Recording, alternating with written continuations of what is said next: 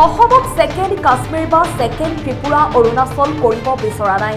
অসমত কা আইন প্ৰণয়ন কৰাতকৈ বাংলাদেশত গৈ মন্ত্ৰী MLA হওক।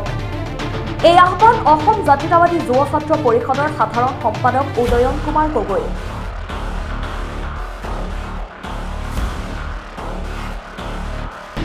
সদৌসম নাথযোগী ছাত্ৰ সন্থাৰ উদ্যোগত গোলকগঞ্জৰ অসম পশ্চিমবংগ সীমান্তৰ পোকালাগি খেলপথাৰত শনিবাৰৰ পৰা দুদিনীয়া কাৰ্যসূচীৰে কাতিকা উৎসৱ পালন কৰা হয়। দেওবাৰে অনুষ্ঠিত মুকলি সভাত বিশিষ্ট অতিথি হিচাপে উপস্থিত থাকি উদয়ন গগৈয়ে কয় যে তেওঁ সৰ্বানন্দ সোণোৱালে কৈছিল আছে হেংদাং লোৱা নাই, ললে হেংদাং ৰক্ষা নাই। আচলতে সৰ্বানন্দ সোণোৱালৰ হেংদাঙত মামৰে ধৰিছে। তেওঁ কয় যে অসমৰ হেংদাঙত মামৰে ধৰা নাই। যদি অবৈধ বাংলাদেশী অসমত দিব বিচাৰে সেই হেংদাং সমুদ্ৰই ব্ৰহ্মপুত্ৰৰ পাৰে পাৰে খেদি পঠিয়াবলৈ প্ৰস্তুত থকা বুলি সকিয়নি দিয়ে। আনহাতে সদৌ টাই আহোম ছাত্ৰ সন্থাৰ সভাপতি মিলন বুঢ়াগোহাঁয়ে চৰকাৰক সমালোচনা কৰি কয় যে চৰকাৰে জাতি জনগোষ্ঠীৰ উৎসৱ পালনতো ভেদভাৱ কৰিছে। অসম দিৱসকে ধৰি বিভিন্ন দিৱস পালন কৰাৰ দৰে চৰকাৰীভাৱে নাথ যোগী আৰু কোচ ৰাজবংশীৰ কাতিকা দিৱসো চৰকাৰী পালনৰ দাবী জনায়। মুকলি সভাত বিশিষ্ট অতিথি হিচাপে উপস্থিত থকা জ্যেষ্ঠ সাংবাদিক দেৱজিৎ তালুকদাৰে নাথ যোগী জনগোষ্ঠীৰ ৰাজনৈতিক অধিকাৰৰ গুৰুত্বৰ ওপৰত বক্তব্য আগবঢ়ায়। সদৌ অসম নাথ যোগী ছাত্ৰ সন্থাৰ সভাপতি অৰবিন্দ নাথৰ সভাপতিত্বত অনুষ্ঠিত মুকলি সভাত আন বহু গণ্যমান্য ব্যক্তি উপস্থিত থাকে। সভাৰ পূৰ্বে বিভিন্ন শিল্পীৰ দ্বাৰা কাতিকা নৃত্য গীত পৰিৱেশন কৰা হয়।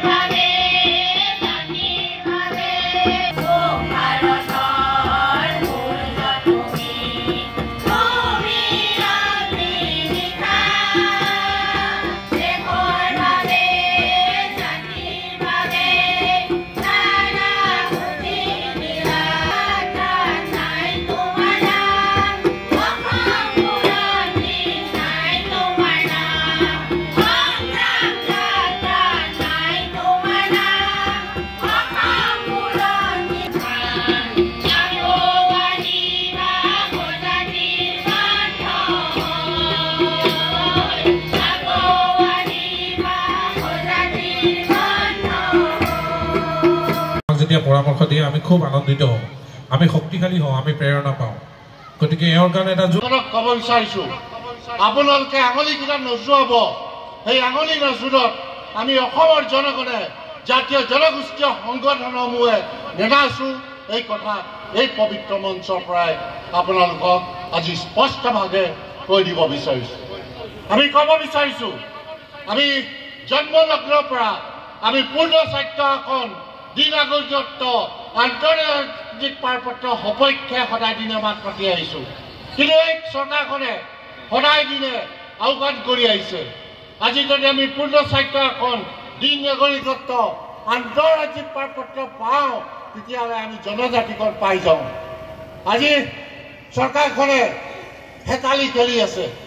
আজি জনজাতিকৰণৰ নামত তেওঁলোকে তাৰিখৰ পাছত তাৰিখ, তাৰিখৰ পাছত তাৰিখ, তাৰিখৰ পাছত তাৰিখ দিছে। কিন্তু সদায় দিনে তেওঁলোকে এই 6 জনগোষ্ঠীৰ লগত বা বিভিন্ন অন্য জনগোষ্ঠীৰ লগত আজি কুপতি হেতালি খেলি আছে। সেইকাৰণে এই চৰকাৰখনক ক'ব বিচাৰিছোঁ যে যদি পূৰ্ণ স্বাস্থ্য আসন দিয়ে, আন্তৰ্জাতিক পাৰপত্ৰ দিয়ে, তেওঁলোকে হয়তো যিসকল এই গোস্বামী, এই ভট্টাচাৰ্য ইত্যাদি লোকসকলে অনাগত দিনবোৰত তেওঁলোকে মন্ত্ৰী বা চিফ মিনিষ্টাৰ হ'বই নোৱাৰিব। বিচাৰিছে, পাৰিছে। অৰুণাচলত যদি ভূমি আইন প্ৰণয়ন কৰিব বিচাৰিছে বা পাৰিছে, মেঘালয়ত যদি ভূমি আইন কৰিব পাৰিছে, তেন্তে অসমত নোৱাৰিব কিয়? ক'ত তেনেকুৱা আইন আছে যে অসমত নোৱাৰিব? কিন্তু তেওঁলোকে বুজি পায় যে অনা অসমীয়াই ক্ৰয় কৰিব, মাটি ক্ৰয় কৰিব নোৱাৰিব। সেই অনা অসমীয়াক সুযোগ দিয়াৰ স্বাৰ্থত, এটা মোটা ধন পোৱাৰ স্বাৰ্থত এই ভূমি আইনখন আজিলৈকে প্ৰণয়ন নকৰে। আজি যদি আমি অৰুণাচললৈ যাওঁ, বিচাৰিছে, পাৰিছে। অৰুণাচলত যদি ভূমি আইন প্ৰণয়ন কৰিব বিচাৰিছে বা পাৰিছে, মেঘালয়ত যদি ভূমি আইন কৰিব পাৰিছে, তেন্তে অসমত নোৱাৰিব কিয়? ক'ত তেনেকুৱা আইন আছে যে অসমত নোৱাৰিব? কিন্তু তেওঁলোকে বুজি পায় যে অনা অসমীয়াই ক্ৰয় কৰিব, মাটি ক্ৰয় কৰিব নোৱাৰিব। সেই অনা অসমীয়াক সুযোগ দিয়াৰ স্বাৰ্থত, এটা মোটা ধন পোৱাৰ স্বাৰ্থত এই ভূমি আইনখন আজিলৈকে প্ৰণয়ন নকৰে। আজি যদি আমি অৰুণাচললৈ যাওঁ, উৎসৱ উদযাপন কৰিছে, কি কাৰণে আয়োজন কৰিবলগীয়া হৈছে? এই কাতিকা উৎসৱটো কেৱল উৎসৱ হিচাপে আয়োজন কৰিব বিচৰা নাই। এই আচলতে এই জনগোষ্ঠীটোৰ এটা কৃষ্টি সংস্কৃতি আৰু সংস্কৃতিটো জীয়াই ৰখাৰ লগতে তেখেতসকলৰ নিজস্ব যে সাংস্কৃতিক বৈশিষ্ট্যতা যে আছে, এই বিষয়বস্তুটো আচলতে তুলি ধৰিবৰ কাৰণে অনুষ্ঠানবিলাক আয়োজন কৰা হৈছে। নাটযোগী ছাত্ৰ অন্যান্য বহু অনুষ্ঠান প্ৰতিষ্ঠান আয়োজন কৰিছে। তাৰ আগত আপোনালোকে দেখিছে যে আপোনালোকৰ যিবিলাক কালচাৰ, যিবিলাক নৃত্য নাটিকা ইয়াত পৰিদৰ্শন কৰা হৈছে, পৰিৱেশন কৰি ইয়াৰ পৰা বুজাই দিব বিচাৰিছে ৰজাঘৰক যে আমাৰ নিজস্ব এটা কৃষ্টি সংস্কৃতি আছে, ভাষা আছে বা অন্যান্য যিখিনি আমাৰ জনজাতিকৰণৰ কাৰণে যি আচলতে দাবী কৰি থকা হৈছে, তাৰ যিখিনি বৈশিষ্ট্য থাকিব লাগে, প্ৰতিটো বৈশিষ্ট্য এই নাথ জনগোষ্ঠী ভাইসকলৰ আছে, তাৰেই আচলতে তেখেতলোকে নিদৰ্শন দাঙি দেখুৱাইছে। গতিকে ইয়াৰ পৰা আমি কাতিকা উৎসৱ উদযাপন কৰিছে, কি কাৰণে আয়োজন কৰিবলগীয়া হৈছে? এই কাতিকা উৎসৱটো কেৱল উৎসৱ হিচাপে আয়োজন কৰিব বিচৰা নাই। এই আচলতে এই জনগোষ্ঠীটোৰ এটা কৃষ্টি সংস্কৃতি আৰু সংস্কৃতিটো জীয়াই ৰখাৰ লগতে তেখেতসকলৰ নিজস্ব যে সাংস্কৃতিক বৈশিষ্ট্যতা যে আছে, এই বিষয়বস্তুটো আচলতে তুলি ধৰিবৰ কাৰণে অনুষ্ঠানবিলাক আয়োজন কৰা হৈছে। নাটযোগী ছাত্ৰ অন্যান্য বহু অনুষ্ঠান প্ৰতিষ্ঠান আয়োজন কৰিছে। তাৰ আগত আপোনালোকে দেখিছে যে আপোনালোকৰ যিবিলাক কালচাৰ, যিবিলাক নৃত্য নাটিকা ইয়াত পৰিদৰ্শন কৰা হৈছে, পৰিৱেশন কৰি ইয়াৰ পৰা বুজাই দিব বিচাৰিছে ৰজাঘৰক যে আমাৰ নিজস্ব এটা কৃষ্টি সংস্কৃতি আছে, ভাষা আছে বা অন্যান্য যিখিনি আমাৰ জনজাতিকৰণৰ কাৰণে যি আচলতে দাবী কৰি থকা হৈছে, তাৰ যিখিনি বৈশিষ্ট্য থাকিব লাগে, প্ৰতিটো বৈশিষ্ট্য এই নাথ জনগোষ্ঠী ভাইসকলৰ আছে, তাৰেই আচলতে তেখেতলোকে নিদৰ্শন দাঙি দেখুৱাইছে। গতিকে ইয়াৰ পৰা আমি নাথযোগী ভাইসকলো ইয়াত বসবাস কৰি আছে। আৰু আপোনালোকেও আচলতে এটা বিষয়বস্তু বুজিব লাগিব যে আমি এই ৰজাঘৰৰ পৰা যেতিয়ালৈকে আমি তেখেতসকলক গাদীত আৰু শাসনত বহোৱা যিটো ক্ষমতা, সেই ক্ষমতাটো যেতিয়ালৈকে আমাৰ হাতত আমি ৰাখিব নোৱাৰিম, আমি ইচ্ছা কৰিলেই এই ৰজাঘৰৰ যিসকল বৰমূৰীয়া আছে তেখেতসকলক আমি গাদীত বহুৱাবও পাৰোঁ আৰু ইচ্ছা কৰিলেই আমি তেখেতসকলক গাদীৰ পৰা নমাবও পাৰোঁ। এই যিটো আচলতে আমাৰ শক্তি, এই শক্তিটো আপোনালোকে যেতিয়ালৈকে পৰিদৰ্শন কৰিব নোৱাৰিব, তেতিয়ালৈকে ৰজাঘৰে আপোনালোকক কেতিয়াও গুৰুত্ব নিদিয়ে। আমি হাজাৰ এনেকুৱা ধৰণৰ অনুষ্ঠান কৰি আমি যদি বাৰ্তা প্ৰেৰণ কৰি থাকিম, যেতিয়ালৈকে আমি ৰাজনৈতিকভাৱে তেখেতসকলৰ কাৰণে আচলতে এটা ফেট সৃষ্টি কৰিব নোৱাৰোঁ তেতিয়ালৈকে কিন্তু আমাক এই চৰকাৰখনে গুৰুত্ব নিদিয়ে। গতিকে শ্ৰদ্ধাভাজন ৰাইজত নাথ যোগী ভাইসকলো ইয়াত বসবাস কৰি আছে আৰু আপোনালোকেও আচলতে এটা বিষয়বস্তু বুজিব লাগিব যে আমি এই ৰজাঘৰৰ পৰা যেতিয়ালৈকে আমি তেখেতসকলক গাদীত আৰু শাসনত বহোৱা যিটো ক্ষমতা সেই ক্ষমতাটো যেতিয়ালৈকে আমাৰ হাতত আমি ৰাখিব নোৱাৰিম আমি ইচ্ছা কৰিলেই এই ৰজাঘৰৰ যিসকল বৰমূৰীয়া আছে তেখেতসকলক আমি গাদীত বহুৱাবও পাৰোঁ আৰু ইচ্ছা কৰিলেই আমি তেখেতসকলক গাদীৰ পৰা নমাবও পাৰোঁ। এই যিটো আচলতে আমাৰ শক্তি এই শক্তিটো আপোনালোকে যেতিয়ালৈকে পৰিদৰ্শন কৰিব নোৱাৰিব তেতিয়ালৈকে ৰজাঘৰে আপোনালোকক কেতিয়াও গুৰুত্ব নিদিয়ে। আমি হাজাৰ এনেকুৱা ধৰণৰ অনুষ্ঠান কৰি আমি যদি বাৰ্তা প্ৰেৰণ কৰি থাকিম যেতিয়ালৈকে আমি ৰাজনৈতিকভাৱে তেখেতসকলৰ কাৰণে আচলতে এটা ফেট সৃষ্টি কৰিব নোৱাৰোঁ তেতিয়ালৈকে কিন্তু আমাক এই চৰকাৰখনে গুৰুত্ব নিদিয়ে। গতিকে শ্ৰদ্ধাভাজন ৰাইজৰ কাৰণে কাম কৰি যাব বুলি মই আশা কৰিছোঁ আৰু আপোনালোকক অনুৰোধ জনাইছোঁ যে জাতিটোৰ হকে কাম কৰি যাবৰ কাৰণে নাথ যোগী ছাত্ৰ সন্থাৰ হাত আপোনালোকে শক্তিশালী কৰক আৰু ৰাজনৈতিকভাৱে আপোনালোকৰ অধিকাৰ পাবৰ কাৰণেও নাথ যোগী ছাত্ৰ সন্থাৰ হাত শক্তিশালী কৰক। আজি অসমত প্ৰায় 15 লাখ নাথ যোগী জনগোষ্ঠীৰ লোক আছে কিন্তু আপোনালোকে নিজেই প্ৰশ্ন কৰক যে নাথ যোগী জনগোষ্ঠীৰ লোকে ৰাজনৈতিক অধিকাৰ যিখিনি পাব লাগিছিলে পাইছে জানো? নিশ্চয় পোৱা নাই। গতিকে সেই ক্ষেত্ৰতো মাত মতাৰ ক্ষেত্ৰত পূৰ্বতে যিদৰে নাথ যোগী ছাত্ৰ সন্থাই পদক্ষেপ গ্ৰহণ কৰি আহিছে আগন্তুক সময়তো পদক্ষেপ গ্ৰহণ কৰি যাব বুলি মই আশা কৰিছোঁ। শেষত মই সকলোকে কাৰ্তিকা উৎসৱৰ শুভেচ্ছা জ্ঞাপন কৰিছোঁ। জয় আই অসম। নাথ যোগী ছাত্ৰ সন্থাৰ কেন্দ্ৰীয় সমিতিৰ উদ্যোগত আৰু নাথ যোগী মহিলা কোষৰ সহযোগত আৰু ছাগলীয়া আঞ্চলিক নাথ যোগী ছাত্ৰ সন্থাৰ উদ্যোগত আচলতে যি কাৰ্তিকা উৎসৱ আজি উদযাপন কৰা হৈছে ইয়াত আমি মুকলিভাৱে অতিথি হিচাপে ইয়াত উপস্থিত হৈছোঁহি টাইহোম ছাত্ৰ সন্থাৰ কৰ্মী হিচাপে। কিন্তু এটা কথা আচলতে ইয়াত আমি থাকি এটা কথা অনুভৱ কৰিছোঁ যে কাৰ্তিকা উৎসৱৰ যোগেদি নাথ যোগী ছাত্ৰ সন্থাই নিজৰ যিখিনি আচলতে সাংস্কৃতিক বৈশিষ্ট্যতা সেইখিনি আচলতে ৰজাঘৰত আৰু সমগ্ৰ ভাৰতবৰ্ষত দাঙি ধৰিব বিচাৰিছে। কিন্তু আজি এই দিৱসৰ পৰা আমি কাৰ্তিকা উৎসৱৰ সমগ্ৰ নাথ যোগী ৰাইজৰ লগতে অসমবাসী ৰাইজলৈ আমি শুভেচ্ছা জ্ঞাপন কৰিছোঁ। কিন্তু শুভেচ্ছা জ্ঞাপন কৰি এটা কথা আমি ক'ব বিচাৰিছোঁ যে এই যিসমূহ উৎসৱ আয়োজন কৰিছে উৎসৱৰ যোগেদি যি আচলতে বৈশিষ্ট্য দাঙি ধৰিব বিচাৰিছে নাথ যোগী ছাত্ৰ সন্থাই এই বিষয়বস্তুবিলাক আচলতে চৰকাৰে গুৰুত্ব প্ৰদান কৰা পৰিলক্ষিত হোৱা নাই।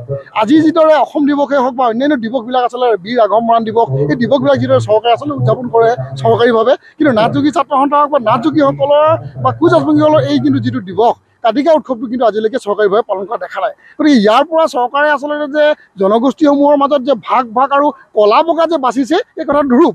গতিকে আমি এটা কথা আহ্বান জনাব বিচাৰিছোঁ আপোনালোকৰ যোগেদি যে এই উৎসৱটো আচলতে চৰকাৰীভাৱে পালন কৰাৰ ব্যৱস্থা গ্ৰহণ কৰিব লাগে আৰু এই উৎসৱৰ জৰিয়তে যিখিনি নাথ যোগী ছাত্ৰ সন্থাই দাবী উত্থাপন কৰিছে নিজৰ জনগোষ্ঠীটো উত্তৰণৰ কাৰণে সেই দাবীখিনি অনতিপলমে চৰকাৰ ইয়াক আচলতে পূৰণ কৰিবৰ কাৰণে দাবী জনাইছোঁ। আৰু নাথ যোগী লোকসকলৰ আচলতে যি সমস্যা সেই সমস্যাবিলাক ৰজাঘৰে বুজিবৰ কাৰণে যিদৰে তেখেতসকলে গাঁৱে ভূঞে আহিব লাগে সেই কিন্তু কৰ্মপন্থা কৰা আমি আজিলৈকে দেখা নাই। তাতো কিন্তু গুৰুত্ব আৰোপ কৰিবৰ কাৰণে আমি চৰকাৰক আহ্বান জনাইছোঁ। নাথ যোগী কাৰ্তিকা উৎসৱত আহিছোঁ। উৎসৱত আহি এটাই অনুভৱ কৰিছোঁ যে আমি বৃহত্তৰ অসমীয়া জাতিটো আজি একত্ৰিত হোৱাৰ সময় হ'ল। আমি অসমখন ছেকেণ্ড ত্ৰিপুৰা ছেকেণ্ড কাশ্মীৰ কৰিবলৈ বিচৰা নাই। ত্ৰিপুৰাত আমি দেখা পাইছিলোঁ যে 90% ত্ৰিপুৰীসকল আছিলে আৰু সেই ত্ৰিপুৰীসকল হৈছেগৈ আজি 18%।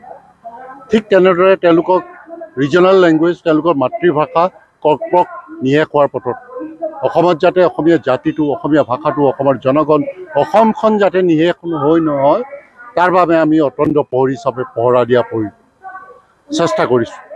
আজি ত্ৰিপুৰাত যদি এখন নিউজ পেপাৰ বাতৰি কাকত পঢ়িবলগীয়া হয় তেন্তে সেই ত্ৰিপুৰী লোকসকলে তেওঁলোকে কৰ্কপক ভাষাত এখন বাতৰি কাকত পঢ়িব নাপায়। এখন অনা অসমীয়া বাতৰি কাকত পঢ়িব লাগে। অসমতো যাতে একেই দশা নহয় তাৰ বাবে কিন্তু আমি সজাগ হ'বলৈ হ'ল। আজি চৰকাৰখনে ভাল কাম কৰিছে, আমি গৌৰৱ কৰিছোঁ, আমি প্ৰশংসা কৰিছোঁ। কিন্তু আমি বেয়া কামখিনিও উদঙাই দিব বিচাৰিছোঁ। আমি ক'ব বিচাৰিছোঁ যে আজি চাহ নিলাম কেন্দ্ৰ আজি অসমত হেড অফিচটো নাই, অসমৰ বাহিৰত হেড অফিচটো আছে কেলকাতাত। আজি যদি অসমতেই হেড অফিচটো কৰাহেঁতেন কিমান শিক্ষিত নিবনুৱা আমি বনোৱা কৰিব পাৰিলোহেঁতেন এই কথাখিনি আমি উপলব্ধি কৰিছোঁ। সেইকাৰণে চাহ নিলাম কেন্দ্ৰ অতি শীঘ্ৰে অসমলৈ স্থানান্তৰ কৰাটোত আমি দাবী জনাইছোঁ। আজি যদি আমি ভূমি আইনৰ কথা কওঁ, ভূমি আইনখন আজি মেঘালয়ত যদি ভূমি আইন প্ৰণয়ন কৰিব পাৰে, অৰুণাচলত যদি ভূমি আইন প্ৰণয়ন কৰিব পাৰে, মণিপুৰত যদি ভূমি আইন প্ৰণয়ন কৰিব পাৰে, আজি যদি নাগালেণ্ডত ভূমি আইন প্ৰণয়ন কৰিব পাৰে, অসমত কিয় কৰিব নোৱাৰে? তাৰমানে কি? অনা অসমীয়াক মাটিখিনি বিক্ৰী কৰিবৰ কাৰণে, বিক্ৰী কৰি শেষ কৰিবৰ কাৰণে তেওঁলোকে কমিশ্যন খাবৰ কাৰণে এই ভূমি আইনখন প্ৰণয়ন কৰা নাই। সেইকাৰণে অনতি পলমে এই ভূমি আইনখন চৰকাৰক প্ৰণয়ন কৰিবলৈ আমি দাবী জনালোঁ। আমি কাৰ আগে কেব হৈছিলে, কেব আমি বিৰোধিতা কৰিছিলোঁ। তাৰপিছত আমি কা বিৰোধিতা কৰিছোঁ। আমি উপলব্ধি কৰিছোঁ এই ত্ৰিপুৰীসকল যেনেকৈ আছে আজি তেওঁলোকেও কা বিৰোধিতা কৰিছে, কিন্তু কিছুমান ৰাজ্যত আজিলৈকে কা বিৰোধিতা কৰা নাই। সেইটো আমি দেখা পাইছোঁ। আমি নামটো উল্লেখ কৰিব বিচৰা নাই, কেলে এইটো আমি কাৰো গাত চেকআপ পেলাব বিচৰা নাই। আমি নৰ্থ ইষ্ট ইণ্ডিয়াত প্ৰত্যেকখন মানে ৰাজ্যত আজি নাগালেণ্ড কওক, মণিপুৰ কওক, ত্ৰিপুৰা কওক, তাৰপিছত আপোনাৰ অন্যান্য ৰাজ্যত নৰ্থ ইষ্টৰ প্ৰত্যেকখন কা টাইমত আমি গৈছিলোঁ। আৰু তাৰ পৰা আমি এটা কথাই উপলব্ধি কৰিছোঁ যে অসমখন ছেকেণ্ডটিৰ পৰা ছেকেণ্ড কাশ্মীৰ কৰিবলৈ আমি বিচৰা নাই। আমি অসমখন নিশেষ কৰিব বিচৰা নাই। অসমৰ জাতি জনগোষ্ঠী বৃহত্তৰ অসমীয়া জাতিটো নিশেষ কৰিব বিচৰা নাই। এই যিসকলে আইনখন প্ৰণয়ন কৰিব বিচাৰিছে তেওঁলোকক আমি ক'ব বিচাৰিছোঁ, আইনখন প্ৰণয়ন কৰাতকৈ তেওঁলোকে দেশত গৈ বাংলাদেশত তেওঁলোকে মন্ত্ৰী হওক, তেওঁলোকে MLA হওক, তাত আমাৰ ক'বলগীয়া নাই। কিন্তু এষাৰ কথা কৈ দিব বিচাৰিছোঁ, সেইদিনা যেতিয়া ছাত্ৰ সন্থাত সৰ্বানন্দ সোণোৱাল ডাঙৰীয়া আছিলে, তেওঁ কৈছিলে যে আছে হেংদাং লোৱা নাই, ল'লে হেংদাং ৰক্ষা নাই। আমিও তেওঁৰ সুৰতে সুৰ মিলাই আজি ক'ব বিচাৰিছোঁ, অসমখনৰ ৰক্ষাৰ স্বাৰ্থত আছে হেংদাং লোৱা নাই, ল'লে হেংদাং ৰক্ষা নাই। হয়তো সৰ্বানন্দ সোণোৱাল ডাঙৰীয়াৰ হেংদাংখন মামাৰে খাব পাৰে, কিন্তু আমি ক'ব বিচাৰিছোঁ যে আমাৰ অসমৰ হেংদাংখন আমি ধাৰ কৰি থৈছোঁ। যদি অবৈধ বাংলাদেশী ইয়াত তেওঁলোকে দিব বিচাৰে, তেন্তে সেই হেংদাং লমুলৈ আমি বাংলাদেশৰ ব্ৰহ্মপুত্ৰৰ পাৰে পাৰে খেদি পঠাবলৈ তেওঁলোকক প্ৰস্তুত আছোঁ।